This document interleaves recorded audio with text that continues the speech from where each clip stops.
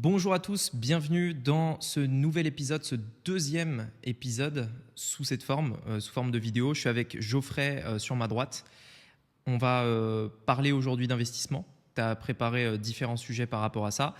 Et donc en fait c'est top parce que j'ai vu dans le premier épisode que vous avez plus ou moins kiffé, enfin je t'en ai parlé juste avant, ils ont l'air, en tout cas le format a l'air de vous plaire, donc on va continuer dans cette lignée là et on va petit à petit pardon, essayer de s'améliorer, sachant que la prochaine fois, encore une fois, désolé, il n'y a toujours pas Geoffrey en vidéo. Je ne peux pas en fait mettre une caméra pour nous deux puisque j'ai besoin de prendre les extraits de ce podcast pour en faire des vidéos courtes, short, etc.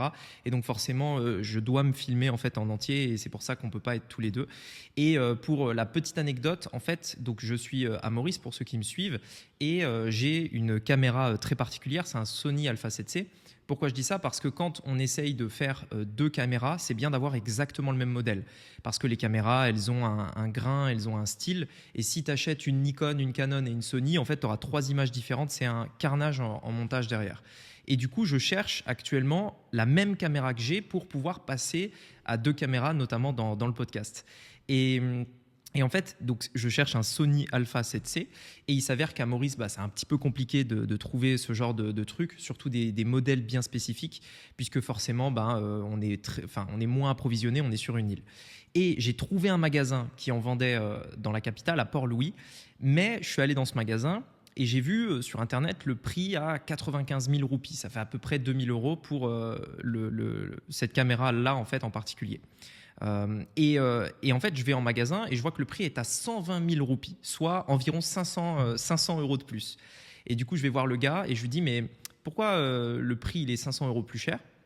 Et en fait, il me dit, ah oui, en fait, le prix que vous avez vu sur Internet, c'est si vous payez cash. Ici, c'est uniquement, là, en gros, si vous voulez, c'est uniquement le prix boutique, etc. C'est les gens qui veulent une facture, etc. Bref, vu que j'ai une société, j'ai besoin d'une facture, donc je ne l'ai pas acheté encore. Et donc, je vais attendre de faire un voyage soit en France, soit à Dubaï pour pouvoir acheter cette deuxième caméra. Donc, normalement, prochainement, puisque je vais devoir, ça tombe bien puisque c'est dans le thème, je vais revenir en France pour aller voir un appart que j'ai acheté où les travaux devraient être finis normalement mi-mars. Donc d'ici 2 semaines. Mais vu qu'il y a différents trucs qui se passent, je ne vais pas y aller avant normalement fin avril ou début avril, on verra. Donc en gros, la caméra arrive pour Joe, mais pas encore tout de suite maintenant. Donc du coup, on parle d'investissement. C'est ça. Aujourd'hui, le thème, c'est comment est-ce que tu as commencé à investir et comment se créer une rente. Voilà, comment commencer à investir et se créer une rente. Ouais, pour les personnes qui peut-être parmi vous veulent investir, etc. Donc vas-y, on va se lancer sur ce sujet-là. Et d'ailleurs, on en parlait tout à l'heure en off. Ce qui est intéressant, c'est que moi, j'ai le profil du gars qui a investi. Et toi, au contraire, tu n'as jamais investi, c'est ça? Enfin, tu confirmes J'ai presque rien investi. J'ai investi des petites sommes. Ouais. T'as fait des tests en gros. C'est ça, ouais. J'ai fait des tests plus qu'autre chose. Et encore aujourd'hui, tu n'as pas d'investissement spécifique? Non, j'ai pas d'investissement particulier. Ok. Donc du coup, c'est intéressant parce que peut-être que justement, tu as des questions qu'une personne dans ta situation pourrait se poser. Et voilà, donc vas-y, si peut-être tu avais des pistes par là où tu voulais commencer. Déjà, j'aimerais bien qu'on définisse certains termes, donc à commencer par la rente, par exemple, pour le coup, puisque ça peut être intéressant de comprendre qu'est-ce que c'est et bien mettre les mots sur, parce qu'on va les utiliser plusieurs fois dans la vidéo, donc autant bien définir tout ça. Donc je te laisse nous expliquer ce qu'est une rente. Pour moi, une rente, c'est un... Alors en fait, pour moi, il y a différents types de rentes parce que tu as la rente ultra passive et tu as juste la rente. La rente, pour moi, c'est à la base, pour moi, c'est ça, c'est une source de revenus qui ne dépend pas de ton temps. Ça ne veut pas dire que tu ne vas pas du tout travailler une seule seconde, comme beaucoup de personnes vont le dire peut-être sur Internet, mais c'est une source de revenus qui ne dépend pas de ton temps. Par exemple, si tu investis dans l'immobilier, que tu as un gars qui, par exemple, paye un loyer, alors l'immobilier, comme beaucoup de gens disent, c'est passif. Non, c'est pas passif. Tu vois, faut gérer les travaux. Une fois que c'est fini, tu as le locataire. Il y a régulièrement des problèmes. Tu vois, je sais pas, une fuite, un machin, un truc. Donc c'est pas passif à proprement parler. Et j'ai plein d'amis investisseurs immobiliers qui m'ont tous dit que c'était pas passif et qu'il y a que les gars qui n'ont pas d'immobilier qui disent que c'est passif. Donc en gros, pour moi, ça reste quand même une rente parce que ça tourne en fait même quand tu dors. C'est-à-dire que tu as un locataire, tu n'es pas obligé tous les mois de recloser le locataire pour qu'il reste chez toi. Tu vois, il a un bail, voilà, il est là, donc tu as des revenus, etc. Et c'est quelque chose qui respecte également 2 critères. Ça évolue avec le temps, donc ça croît avec le temps et c'est stable. Donc, par exemple, une rente, typiquement un locataire dans un bien immobilier, pour moi, c'est une rente parce que c'est entre guillemets passif. Donc, ça demande un petit peu de gestion, mais voilà, quand même. C'est quelque chose qui va croître avec le temps parce que les loyers vont suivre l'inflation. Donc, s'il y a de l'inflation, eh bien, en fait, on va augmenter le loyer, etc., etc.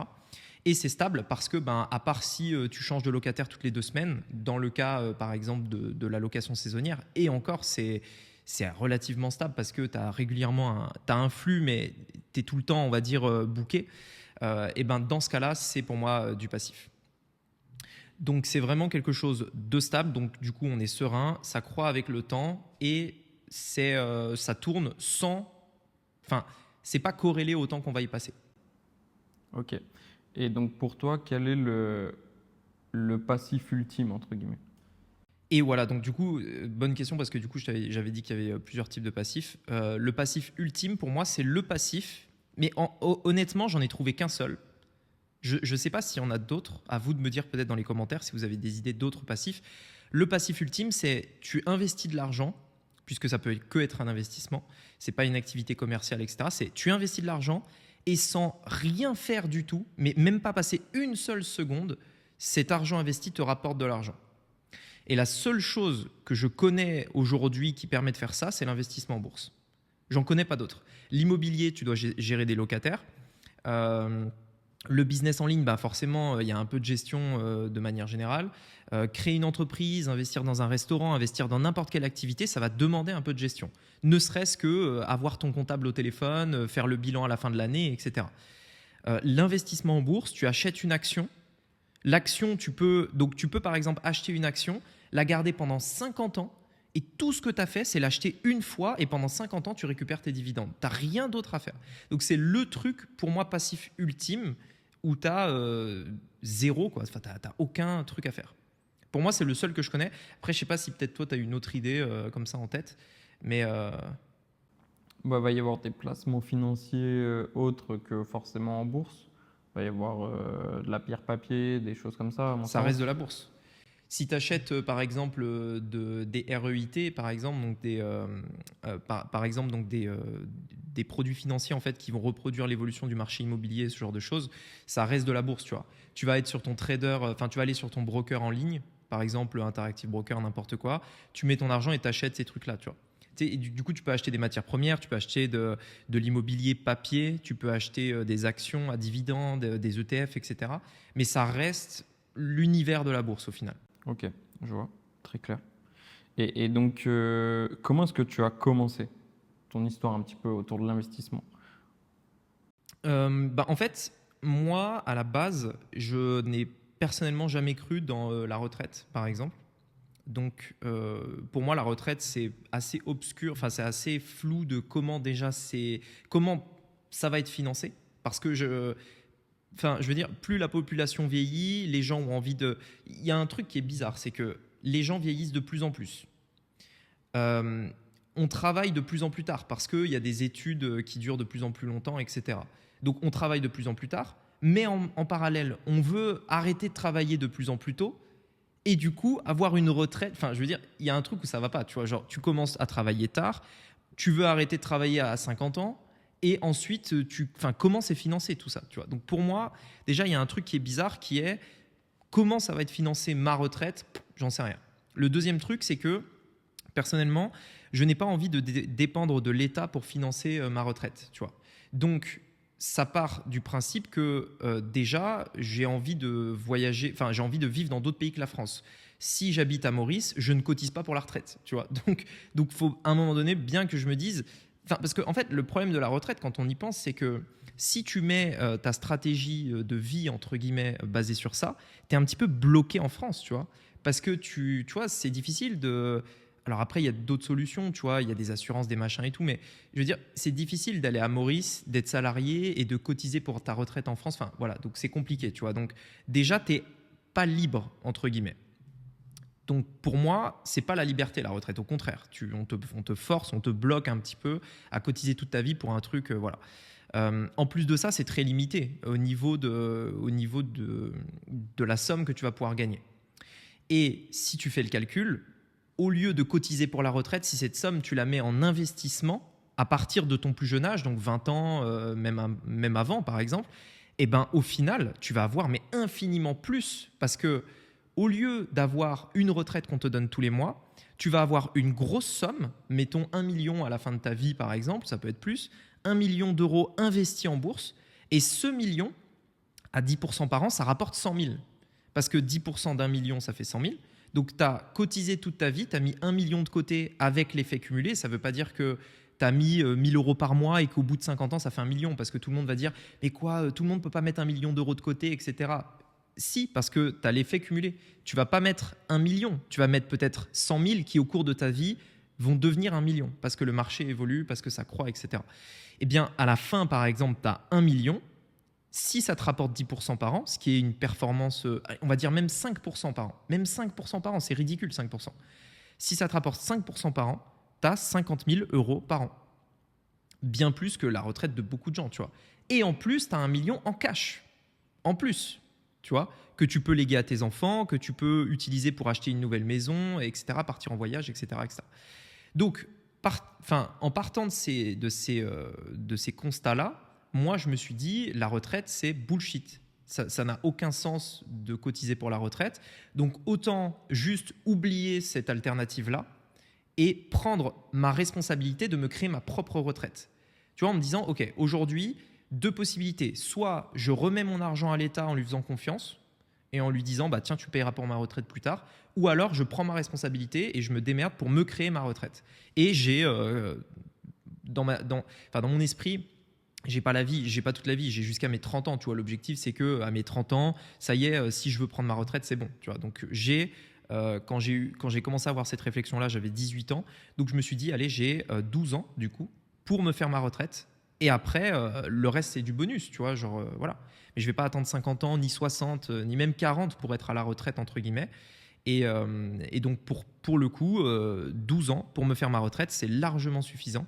Et pour ça, bah, il n'y a pas d'autre possibilité que d'investir. Parce que, pour reprendre le critère qu'on a pris tout à l'heure, je pense que tu peux être à la retraite avec un revenu passif qui demande un minimum de gestion. Je veux dire, être à la retraite et complètement passif, même moi, j'ai pas envie de le faire. Tu vois, genre, t'as pas envie d'être toute la journée derrière la télé à regarder les 12 coups de midi. Tu vois, tu sais pas quoi. Enfin voilà. Donc même si tu as une dizaine de locataires qui te payent tous 500 euros par mois, ça te fait déjà un bon revenu pour vivre avec ta retraite. Et gérer 10 locataires, oui, c'est un peu de travail, mais c'est bon, tu es à la retraite. Tu vois, abuse pas. C'est pas comme si tu avais 10 000 trucs à faire, donc tu peux t'occuper de tes 10 locataires. Tu vois. Et ça, pour moi, oui, c'est la retraite, c'est un revenu passif et c'est quelque chose que tout le monde peut faire. Donc immobilier, mais il y a aussi la bourse, on en a parlé, pour le coup, ça demande zéro gestion. Et voilà quoi. Ok. Et donc, tu as commencé par quoi? Moi, pour le coup, mon plan à la base était de créer un business en ligne qui va me permettre d'avoir du cash pour l'investir dans l'immobilier. Le truc, c'est que je me suis très rapidement confronté à la réalité qui est, en France du moins, pour avoir la possibilité d'obtenir un crédit immobilier, il te faut au moins 3 ans de bilan. Alors, il y a des mecs sur Internet qui vont te dire « Ouais, mais non, tu peux passer ça, etc. » Ok, moi, j'avais pas envie de me prendre la tête à faire 10 000 banques, etc. Donc, je me suis dit « Bon, pas de problème, j'attends 3 ans, j'attends 3 bilans de ma boîte.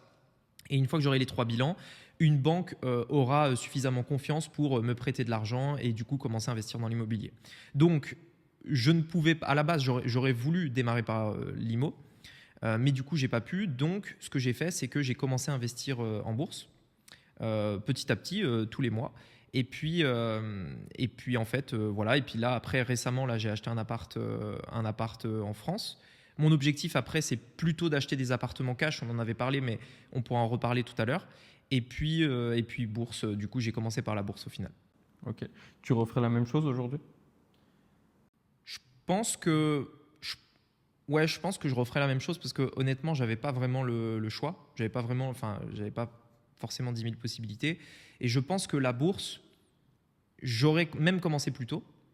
Parce qu'en fait, la bourse, le truc, c'est que si on regarde l'évolution de la bourse au cours des 40 dernières années, ça ne fait que monter. Alors, il y a des périodes de baisse et on sait qu'il y a un crack, peut-être un petit crack tous les 3 à 7 ans et un gros crack tous les 15-20 ans à peu près. Donc, on sait que ça baisse parfois. Mais sur le long terme, ça ne fait que monter. Le jour où la bourse commence à baisser, c'est que l'économie entière baisse, tu vois. Enfin, sur le long terme, je veux dire. Donc, il y a des périodes pendant 10 ans où il ne se passe rien. Il y a des périodes pendant 20 ans où il ne se passe rien, où ça stagne, etc. Mais si on regarde à l'échelle de 40, 50, 60 ans, ça monte. Et après, ça dépend des marchés parce que forcément, il y a des marchés qui vont baisser, etc. Bon, sans rentrer trop dans la technique. Et donc, en fait, je pense que plus tu investis tôt, mieux c'est. Plus tu commences tôt, mieux c'est. Donc, dans tous les cas, ce qui est bien avec la bourse, c'est que tu peux commencer avec 50 € par mois, même si tu as très peu à investir, 50 € par mois, et puis ça y est, ça commence. Tu vois, la machine est lancée et tu mets de l'argent de côté et tu commences en plus à te générer des revenus de ces 50 € dès le premier mois, en fait, parce que tu obtiens des dividendes. Dividende, c'est la part du bénéfice de la société que tu as acheté qui te revient. Et donc, même si tu as 50 €, tu achètes une part d'une société, et ben cette société va te reverser un dividende équivalent à la part que tu as acheté. Même si c'est 30 centimes, bah ça y est, tu t'es créé une source de revenus de 30 centimes. Tu peux t'acheter un paquet de chewing-gum gratos tous les mois, tu vois. Donc ça paraît débile, mais c'est vrai. Et puis au bout d'1 an, bah, peut-être que tu pourras t'acheter, je sais pas, un jeu vidéo. Au bout de 2 ans, peut-être la PlayStation, etc., etc. Et après, ça augmente petit à petit et ça te crée cette nouvelle source de revenus passive en plus de l'activité principale que tu fais, quoi. Donc c'est un peu la façon pour toi de déjouer le côté, parce qu'on entend beaucoup de choses sur la bourse, et la première chose, c'est que c'est risqué, tout simplement. Et c'est toi, ta façon de faire, c'est de justement programmer sur des années et des années. En fait, c'est ce qu'on appelle le DCA, le Dollar Cost Averaging. En fait, c'est un principe qui dit qu'aujourd'hui, tu as en gros, bon, pour vraiment simplifier, tu as 2 façons d'investir dans l'IMO. Dans la bourse, pardon. Soit tu fais du time market, c'est-à-dire que tu vas essayer de te placer au bon moment.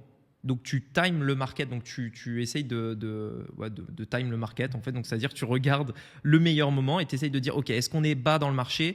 Moi je veux acheter peu cher pour que ça monte, et si on est haut, ben je revends parce que ça va rebaisser, etc., etc. Le truc, le problème du time market, c'est ce que font la majorité des traders, etc.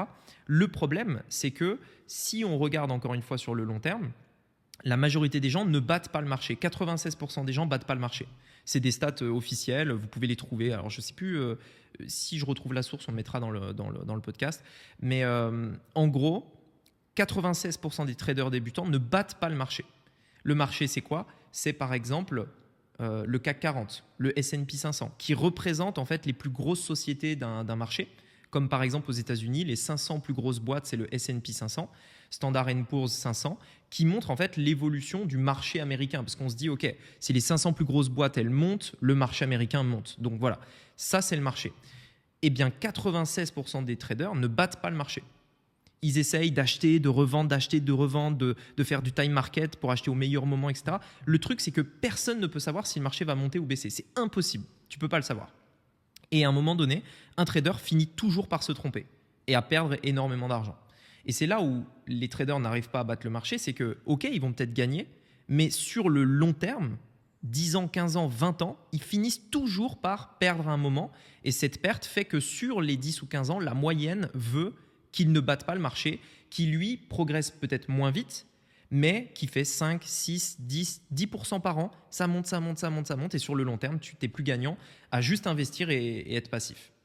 Donc voilà. Et la deuxième méthode, c'est le DCA. C'est ce que moi je fais, qui consiste à faire ça. J'investis une somme fixe. Ça peut être toutes les semaines, ça peut être tous les mois. Le plus important, c'est d'avoir en fait un moment où tu achètes tout le temps au même moment. Donc mettons par exemple 100 € par mois tous les premiers du mois. Et tu fais ça, que ça monte, que ça baisse, tu t'en fous. Le cours de la bourse, tu ne regardes même pas en fait. Tu sais que toi, tu dois avoir un portefeuille qui respecte des ratios. Par exemple, je veux 70% d'actions, 20% d'immobilier et 10% d'or, par exemple. Ça, c'est ton portefeuille, ça doit respecter ces critères. À partir de là, tu achètes, peu importe le prix. Donc, si c'est à 10 balles, tu l'achètes. Si c'est à 100 balles, tu l'achètes. On s'en fout. En fait, vu que tu achètes, donc tu fais une moyenne de ton coût, dollar cost averaging, donc c'est ça. Tu fais une moyenne de ton coût sur l'année, sur 5 ans, sur 10 ans, sur 20 ans, qui fait que, en fait, parfois tu achètes où c'est cher. Donc, en effet, tu tu perds de la performance, mais parfois tu achètes quand c'est au plus bas. Et en fait, la moyenne va faire que tu as un coût extrêmement intéressant d'achat en moyenne. Et tout ça sans te prendre la tête, sans analyser, sans devenir le prochain Warren Buffett, etc. Tu achètes mensuellement et vu que le marché va monter, tu achètes mensuellement et du coup, ça te permet de te créer cette source de revenus. Le but est du coup de lisser au final, que ce soit à la hausse ou à la baisse, le prix des actions. Et, c'est ça. Ok. C'est ça. Et donc là, après, il y a beaucoup d'émotions qui vont rentrer en jeu parce que quand le marché baisse, tu te dis, oula, ça baisse, etc. Mais au contraire, parce que quand tu fais du dollar cost averaging, en fait, quand le marché baisse, toi, tu es là en mode, putain, c'est génial, j'achète moins cher qu'avant, tu vois. Donc, j'achète moins cher. Puis ça baisse encore. Ah putain, j'achète encore moins cher, etc., etc. Vu que tu achètes le marché et non pas une entreprise en particulier, généralement avec cette méthode-là, tu peux le faire avec une entreprise, mais voilà.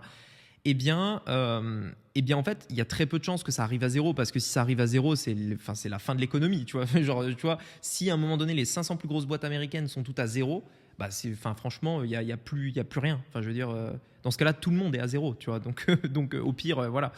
Mais du coup, quand ça baisse, voilà, tu achètes. Et après, quand ça va remonter, quand tu as acheté bas, bah, du coup, tu as fait beaucoup de profit. Et tu continues d'acheter même quand ça monte, alors ça devient moins intéressant, mais du coup, la moyenne des deux fait que c'est hyper intéressant. Ok. Et donc, ton profil, puisqu'on parle souvent de profil aussi dans l'investissement, est-ce que tu peux peut-être décrire les principaux profils dans un premier temps et après nous décrire aussi le tien? Ouais, bah après, en profil, généralement, tu as les personnes qui cherchent vraiment de la performance, un peu plus risquée du coup, performance-risque, ou alors stabilité et peu de risque, peu de volatilité. Donc la volatilité, c'est la tendance qu'un actif, donc une action par exemple, a à monter, descendre par rapport à sa moyenne par exemple. Tu vois, ça fait plus 10, moins 10, plus 10, moins 10, etc. Si c'est très volatile, ça va faire plus 1000, moins 1000 par exemple. Si c'est peu volatile, ça va faire plus 1, moins 1, etc. Donc moins c'est volatile, plus c'est stable et moins tu as des hawkers en voyant ton portefeuille aller à la hausse, à la baisse, etc. Donc moi, je suis plutôt du côté peu volatile, donc quelque chose de stable, parce que je n'investis pas en bourse pour gagner spécialement de l'argent, me générer un nouveau revenu, bien que les dividendes permettent de le faire, mais c'est d'abord et surtout pour protéger l'argent de l'inflation, la faire croître avec le temps. Voilà. Donc en fait, moi, je ne veux pas avoir une performance à 3 chiffres par an, je ne veux pas faire du 100% par an, je veux faire du 10% très safe. Et juste, voilà, j'ai l'argent qui est là parce que c'est de l'argent on a du mal généralement à gagner, tu vois. Enfin, tu as ton activité, tu as ton business ou alors tu as ton travail. Et donc, moi, dans mon cas, je ne veux pas multiplier par 10 tous les ans cette somme-là. Je veux juste la mettre, savoir qu'elle est en sécurité et qu'au moins, elle ne perde pas sa valeur à cause de l'inflation. Donc, je vais la mettre en bourse, juste elle va fructifier un petit peu, générer un petit peu de dividendes. Et au lieu de la laisser dans un compte en banque, je la mets dans la bourse et au moins elle est protégée de l'inflation et au moins elle me génère un peu de revenus. Et sur le long terme, elle va au final augmenter énormément pour se multiplier d'elle-même en fait, avec la croissance du marché. Ok. Et donc l'immobilier là-dedans, c'est le côté aussi sécurité que tu recherches ou enfin comment tu agences bourse et IMO? L'immobilier, c'est plus le côté diversification. Parce que le truc, c'est que une des règles d'or dans l'investissement, c'est la diversification. Tu peux être all-in sur la bourse, ok, mais de manière générale, j'ai envie de dire dans ta vie, de manière générale, c'est bien d'être diversifié. J'ai l'active business en ligne, ça marche bien aujourd'hui, qui sait ce que ce sera dans 10 ans? On n'en sait rien. Donc si je mets tous mes œufs dans le même panier aujourd'hui, uniquement dans le business en ligne, et que dans 10 ans, c'est moins porteur ou ça se crache ou j'en sais rien, et du coup, je repars de zéro. Alors que là, je développe ce pilier bourse, le pilier IMO et le pilier business en ligne. Les trois ensemble me permettent d'avoir une certaine diversification. L'immobilier, ça reste quand même quelque chose de très très stable. Tu vois, c'est peut-être le plus vieux business du monde. En fait, tu as des gens qui ont besoin d'avoir un toit, il y en aura toujours. Et du coup, on sait que c'est quelque chose qui est stable, c'est quelque chose qui est peu volatile, c'est quelque chose qui a peu de mode, entre guillemets, de tendance. Et donc, il y a peu de chances que ça disparaisse. Donc, c'est quand même solide, c'est là. La bourse, c'est très vieux également. Ça date d'il y a plus d'un siècle, mais c'est récent. c'est vraiment récent depuis l'arrivée d'Internet que vraiment le commun des mortels, entre guillemets, commence à investir de lui-même. Avant, il n'y avait pas tous ces outils comme les traders en ligne, etc., enfin les brokers en ligne. Et donc, en fait, il fallait passer par un courtier. Et en plus de ça, il y avait de fortes chances que déjà le courtier ne bat pas le marché, donc premièrement. Et en plus de ça, il y avait certains… Si tu voulais avoir accès à des très bons courtiers, il fallait être bon, il fallait avoir de l'argent, quoi. Il fallait être dans le top 1% des gens les plus riches, etc. Ce n'était pas destiné à tout le monde. Et donc, la bourse aujourd'hui s'ouvre vraiment à beaucoup plus de personnes avec toutes ces solutions-là. De plus en plus de personnes sur YouTube également commencent à parler d'investissement. Les gens commencent à voir que ça existe, là où ce n'était pas le cas peut-être il y a 20 ans, où tu vois, le commun des mortels ne connaissait même pas, ne savait même pas comment ça fonctionnait l'investissement. Tu vois. Aujourd'hui, il y a plein de YouTubeurs. Enfin, tu veux l'info, tu te renseignes, tu la trouves. Tu vois. Tu tapes un mot-clé sur YouTube, tu trouves 10 000 YouTubeurs qui parlent de ça. Et ça peut nous faire entrer dans une nouvelle ère où justement, il y a infiniment plus d'acteurs sur le marché, donc beaucoup plus d'argent, mais des particuliers qui ne savent pas gérer leurs émotions. Et en bourse, ce qui fait fluctuer la valeur de la bourse, c'est les émotions. C'est pas il y a la valeur intrinsèque de l'entreprise, c'est-à-dire est-ce qu'elle a fait du bénéfice, etc. Ok, c'est bien. Mais si ton investisseur, même si l'entreprise elle est saine, si ton investisseur il flippe parce qu'il pense que ça va baisser, il vend. Et du coup, ça baisse. Et donc, on se retrouve avec un marché où il y a beaucoup de particuliers qui ne sont pas préparés émotionnellement et qui risquent de soit trop acheter, mais de manière déraisonnable, et ça monte à des sommes juste déraisonnables. On l'a vu un petit peu avec Tesla, on l'a vu avec… il y a plein d'autres exemples. Soit vendre alors qu'il n'y a pas vraiment de raison de vendre parce qu'ils flippent. Et donc voilà, donc après, à voir. Donc c'est intéressant, mais comment ça peut se comporter? Il y a encore pas mal d'incertitudes par rapport à la bourse. Beaucoup plus stable dans l'immobilier, donc c'est intéressant de diversifier. Et du côté du business en ligne, pareil, moi je pense que ça va continuer de prospérer pendant encore très longtemps, mais on n'en sait rien, donc on se protège. Ok. Et donc, quand tu parles d'investissement dans ton business en ligne, c'est quel investissement? Dans le business en ligne, Ouais. en fait, il y a de l'investissement à faire au niveau on va dire, de l'audience. Donc, investir dans de la publicité pour que de nouvelles personnes te découvrent régulièrement. Investir également dans, on va dire, des choses qui sont peut-être un peu plus floues, du genre la valeur perçue. Donc, par exemple, quand on achète une caméra comme ça a un coût, mais ça augmente la valeur perçue, la qualité est meilleure, les micros, le matériel, etc. Également organiser des tournages, donc par exemple ça coûte de l'argent, hein, des tournages, ça coûte beaucoup d'argent, surtout si on doit se déplacer, on doit aller dans un autre pays, on doit prendre le matos, etc. Donc l'avion, le Airbnb, le machin, donc tout ça c'est des investissements dans le business. Et puis également les équipes, tu vois, les personnes qui travaillent avec nous, etc. Donc voilà, okay. C'est surtout ça. Et est-ce que racheter un business aujourd'hui, pour toi, c'est de l'investissement? Est-ce que c'est quelque chose que tu comptes faire un jour? Ouais. Pour moi, si je rachète un business en ligne, donc ça fait partie des choses que je veux faire. Mais en fait, d'abord, en fait, je vais le faire en étape par étape. La priorité pour moi, c'est d'acheter ma résidence principale. Donc ça, c'est la première priorité. Je sais qu'il y a plein de gens qui vont dire que ça n'a pas de sens, etc. On s'en fout. À un moment donné, quand on parle d'investissement, on parle surtout d'avis personnel. Il y a, ok, investir c'est bien, il y a des règles, acheter résidence principale ou pas, etc. Ok, ça c'est bien. C'est d'abord et avant tout vos choix. C'est un choix perso. Moi, je veux acheter ma résidence principale et je veux le faire cash. Je ne veux pas avoir de crédit dessus, etc. Donc ça, c'est mon prochain projet. Donc je vais essayer de mettre de l'argent de côté pour justement pouvoir le faire. Et au moins, après, j'ai ma résidence principale qui est payée et je suis tranquille. Ça, c'est mon premier objectif. Une fois que j'ai fait ça, le cash, soit je l'investis dans l'immobilier pour acheter d'autres biens immobiliers, soit je vais le mettre dans, par exemple, en bourse, un petit peu tous les mois, mais ça, je vais continuer de le faire. Soit je vais, par exemple, acheter des business. Et pour le coup, là, ce sera plutôt des business relativement passifs qui tournent, mais dans lesquels je vais pouvoir amener mon expertise, entre guillemets, dans le business en ligne pour pouvoir les faire x2, x3 et ensuite les revendre. Donc, la stratégie, c'est tu rachètes un business qui tourne un petit peu déjà, avec du trafic gratuit de préférence parce que c'est plus stable, etc. Tu le rachètes, tu regardes les trucs qui a changé, tu mets en place un meilleur tunnel, une meilleure offre, etc. Tu utilises mieux la base email, tu augmentes son bénéfice avec ces stratégies et donc en augmentant ses bénéfices, tu augmentes sa valeur à la revente, forcément, puisque la valeur d'un business dépend du cash qu'il génère tous les mois. Si tu l'achètes au moment où il fait 5 000 de bénéfices par mois, tu vas le payer tant. Si tu l'amènes à 10 ou 15 000 de bénéfices par mois, donc non seulement toi tu te génères du cash, mais en plus tu augmentes sa valeur et donc tu peux le revendre plus cher et tu fais un flip comme ça où tu l'as acheté 30, tu le revends 100 par exemple, etc. Et au passage, tu as pris quelques billets, etc. Donc là, c'est intéressant, mais c'est une nouvelle activité, tu vois. Ça demande du temps, c'est pas passif pour le coup. Donc voilà, c'est intéressant, je vais le faire, mais quand j'aurai un peu plus de temps, je développe d'autres choses en attendant, donc voilà. Ok. Mais du coup, c'est plus le côté justement générer du cash plus ou moins rapidement, mais c'est du coup de dégager une plus-value rapide.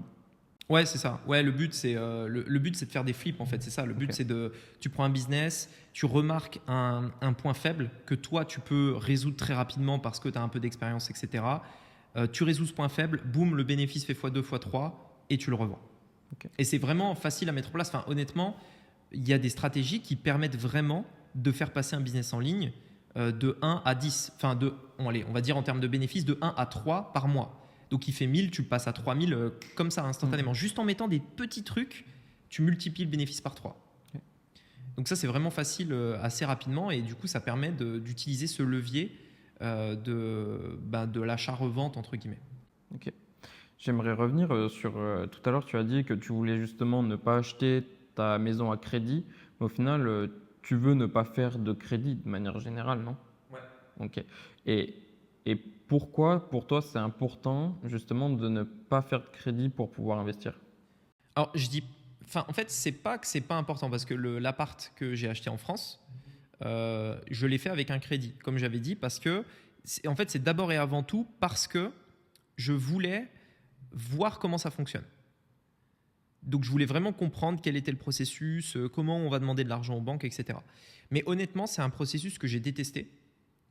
Parce que en fait, j'ai détesté devoir donner 10 000 dossiers pour prouver que je pouvais l'acheter. Toute la paperasse, tous les engagements, tous les trucs. En fait, tout ça ne m'a pas plu. Et en fait, le truc, c'est que sur Internet, on a des business à gros cash flow. Et donc, en fait, le cash peut venir assez rapidement, en réalité.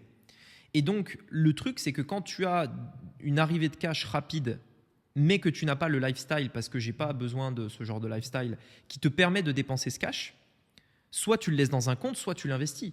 Mais à un moment donné, tu sais, il y a une limite, genre, imaginons, tu as, j'en sais rien, 500 000 euros en cash, par exemple.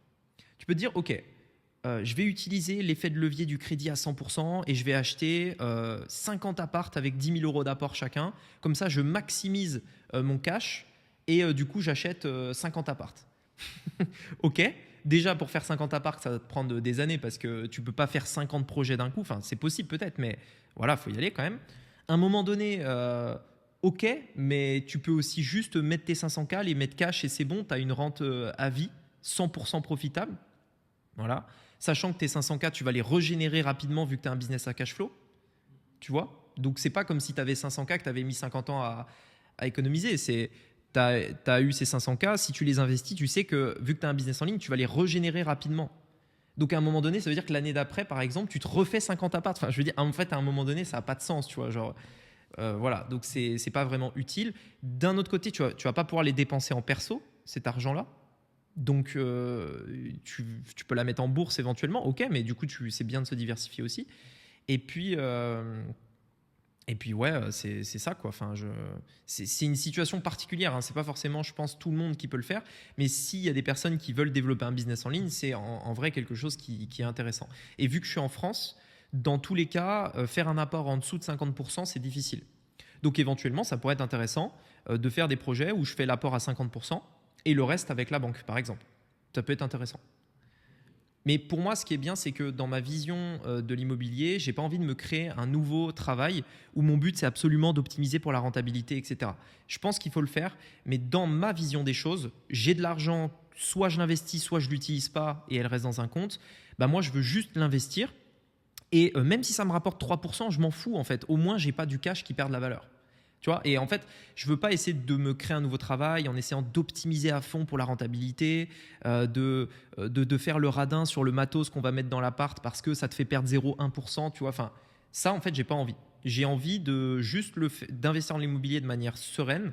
Je pose le cash, par exemple, qu'il y a à faire.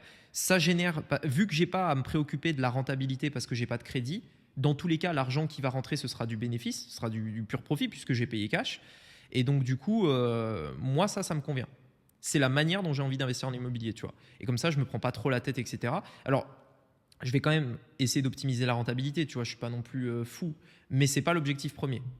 Ok. Et acheter à l'étranger alors?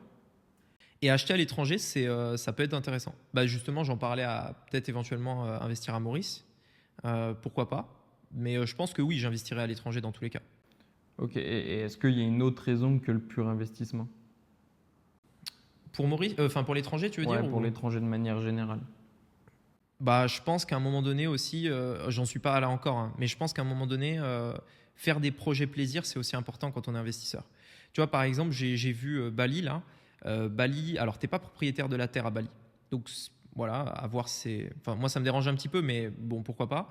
Euh, En revanche, tu peux vraiment faire des projets de fou parce que ça coûte très peu cher là-bas. Tu n'es pas propriétaire de la terre, mais tu peux faire vraiment des superbes villas. Tu as même des sociétés qui t'accompagnent de A à Z pour faire ta villa, etc. Et pour le coup, c'est un kiff, tu vois, parce que tu t'es fait une villa à Bali, par exemple, tu la mets en Airbnb le reste de l'année, et une fois par an, tu y vas en vacances, c'est chez toi, tu es tranquille, etc. Je pense qu'à un moment donné, ça peut être aussi intéressant d'investir sous cette forme-là, c'est-à-dire investissement, oui, mais aussi investissement un peu plaisir, où tu te fais plaisir en réalisant un projet que tu trouves cool, toi aussi, tu vois, juste cool. Et puis dont tu peux profiter aussi, tu vois, par exemple en vacances, etc. Ok, très clair. Et aujourd'hui, donc, pour revenir un peu à la base, au départ, quand tu as commencé à investir, est-ce que tu avais mis en place un système de pourcentage que tu allais investir? Est-ce que aujourd'hui il a évolué ou pas? Ouais, bah, en fait, c'est une somme fixe. C'est pas forcément un pourcentage, c'est plus un objectif. Je me dis, OK, combien j'aimerais investir tous les mois? Je vais définir cette somme. Et ensuite, ben, c'est ma base. Après, mon objectif étant d'essayer de la faire évoluer le plus rapidement possible. Et voilà, par exemple, une personne qui veut commencer à investir, elle pourrait commencer à se dire, OK, je gagne tant de ce salaire-là. Combien je peux essayer d'investir, soit en faisant un effort, soit en faisant pas d'effort, à avoir le tempérament aussi, tu vois. Il y a des gens qui veulent pas se priver aujourd'hui pour pouvoir kiffer plus tard, enfin pour pouvoir kiffer maintenant. Il y en a qui acceptent de prendre un peu moins aujourd'hui pour pouvoir kiffer plus tard, etc. Bon, ça dépend de l'état d'esprit. Mais en gros, l'idée étant de définir une somme et après de l'investir tous les mois. Ça peut être 500 euros, 1000 euros, 100 euros, ça dépend de la personne. Ok. Et ton expertise, justement, comment tu te l'es créée? Puisque forcément, tu as dû passer par des tests au départ.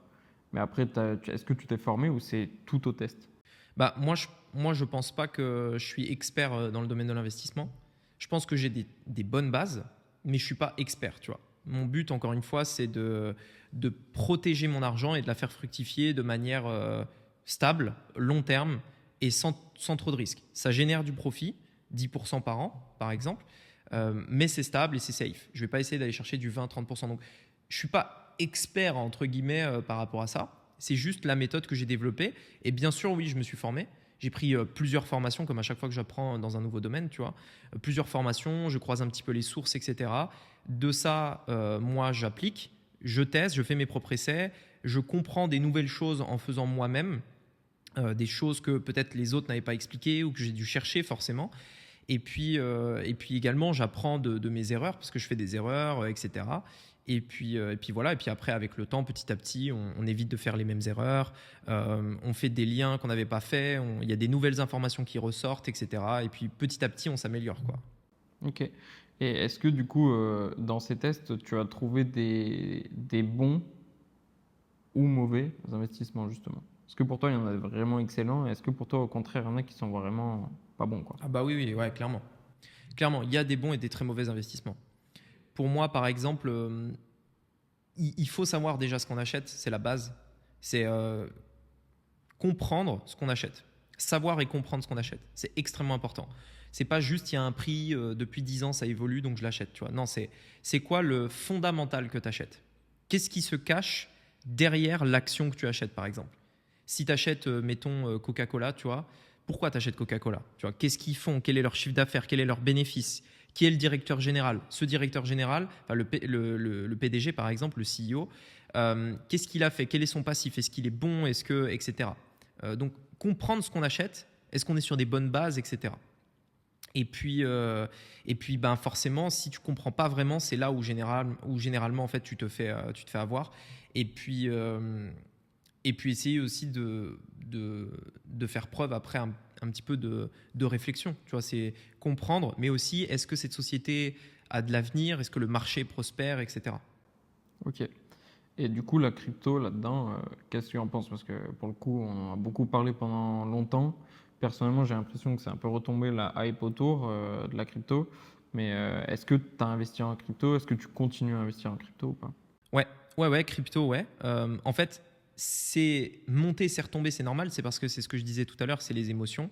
Quand ça monte, les gens sont fous et du coup ils achètent. Quand ça baisse, bah, plus personne en parle. Tout le monde se dit oula, est-ce que ça va pas arriver à zéro, etc., etc. Donc forcément, quand un actif baisse, les gens ont tendance à sortir de ça. Donc là, au moment où on fait ce podcast, on est un petit peu dans cette période.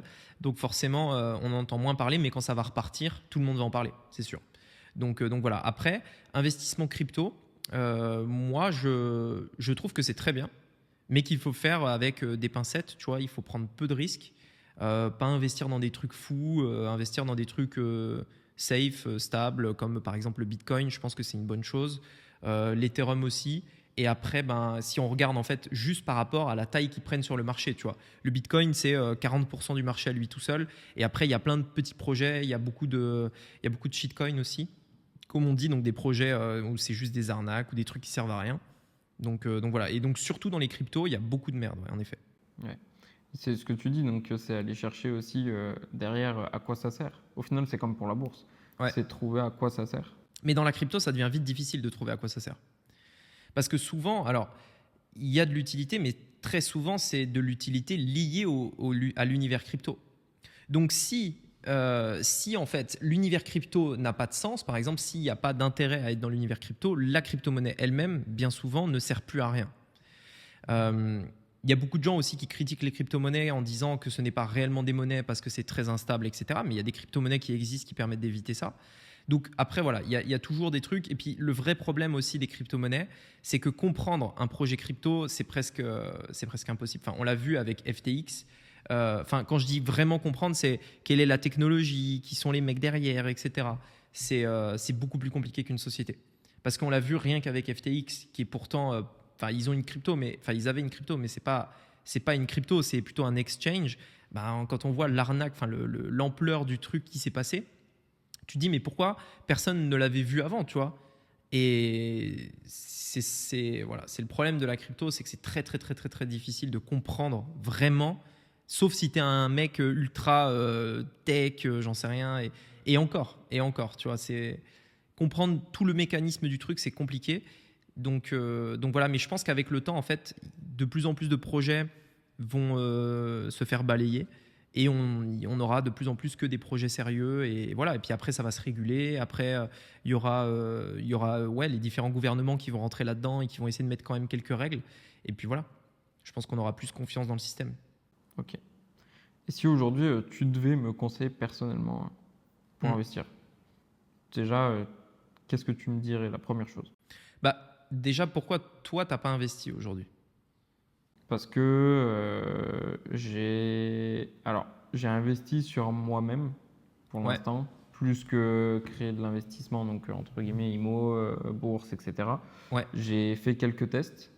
J'ai aussi été gestionnaire de patrimoine, donc j'ai été dans cette optique d'avoir de la pierre papier, de l'assurance vie, donc pas de gros rendement. Et je voyais pas forcément l'utilité directe.